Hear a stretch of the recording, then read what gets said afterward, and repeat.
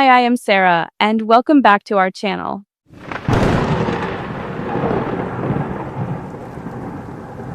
In April 2026, senior officials from the United States and Iran met quietly in Islamabad.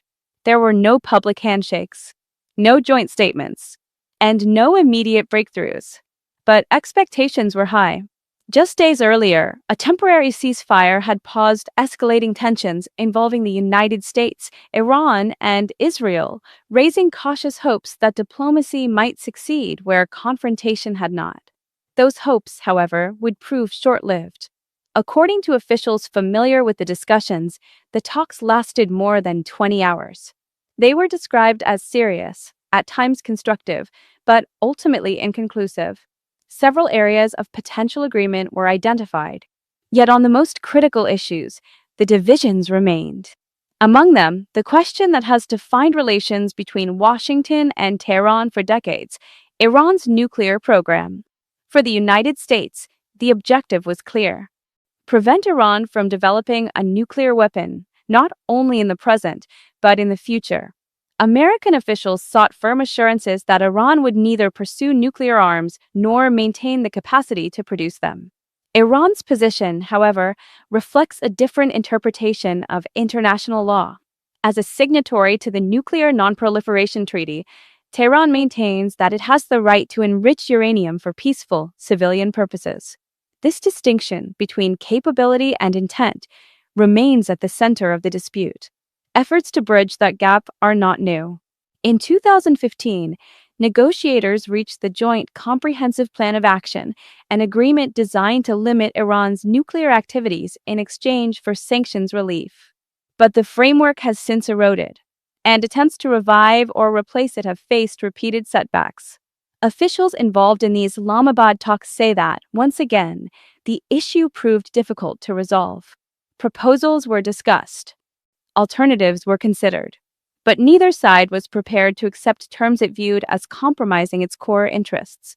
While negotiations continued behind closed doors, events elsewhere added pressure. In Lebanon, Israeli operations targeting Hezbollah, a group backed by Iran, continued. Iranian officials signaled concern that ongoing military activity could undermine diplomatic efforts. For negotiators, it introduced a complicating factor: the challenge of pursuing dialogue while conflict persisted on the ground. Another issue, equally significant, lay at sea. The Strait of Hormuz is one of the world's most critical maritime passages. A substantial portion of global oil supply moves through this narrow channel each day. Any disruption carries immediate international consequences. During the recent crisis, Iran took steps to restrict access through the strait. Shipping slowed. Vessels were delayed. Energy markets responded quickly, with prices fluctuating amid uncertainty.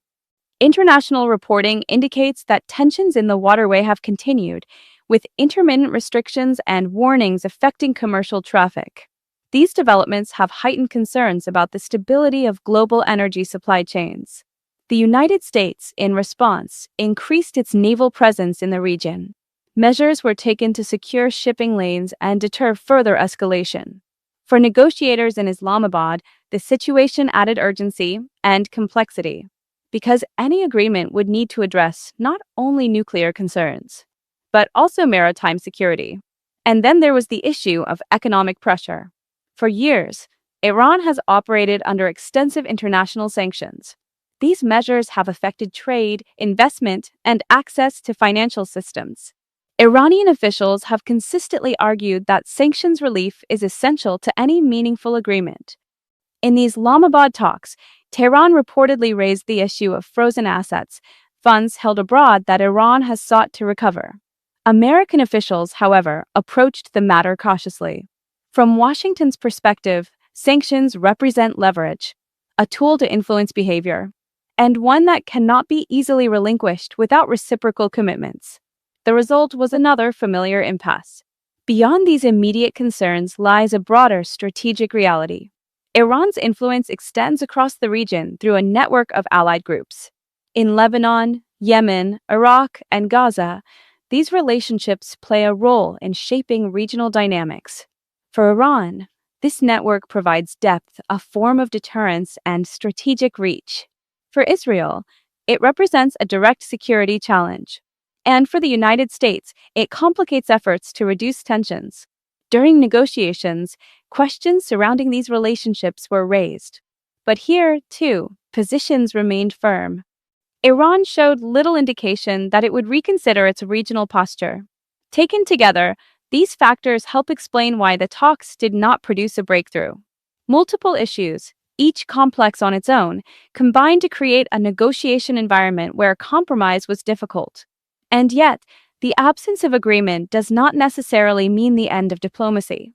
Officials on both sides have suggested that dialogue may continue. There is recognition that, despite deep differences, communication remains important. Still, the path forward is uncertain. Recent statements from U.S. leadership have emphasized both the possibility of renewed talks and the consequences of failure. At the same time, Iranian officials have signaled that while discussions can resume, significant gaps remain. Meanwhile, activity in the Strait of Hormuz continues to draw international attention. Shipping patterns remain sensitive to developments in the region, and energy markets continue to respond accordingly. For now, the situation can best be described as stable, but fragile.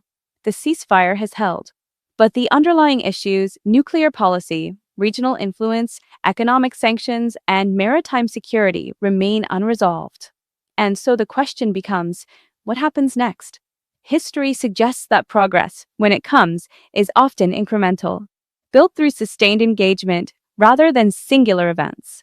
But history also reminds us that setbacks can carry consequences, especially in regions where tensions run high. For policymakers, the challenge is clear. Balance deterrence with diplomacy. Apply pressure, but leave room for negotiation. For the international community, the stakes are equally significant. Energy security, regional stability, and the broader effort to prevent the spread of nuclear weapons. As for the talks in Islamabad, they may not have produced an agreement, but they have clarified the landscape. They have shown where positions stand, where flexibility may exist, and where it does not. In that sense, the outcome is not simply a failure. It is a snapshot of a complex and evolving situation, one that continues to unfold, and one that will likely shape global security discussions for years to come. For now, diplomacy remains open but uncertain. The next steps will depend not only on what is said at the negotiating table, but on what happens beyond it. Thank you for watching.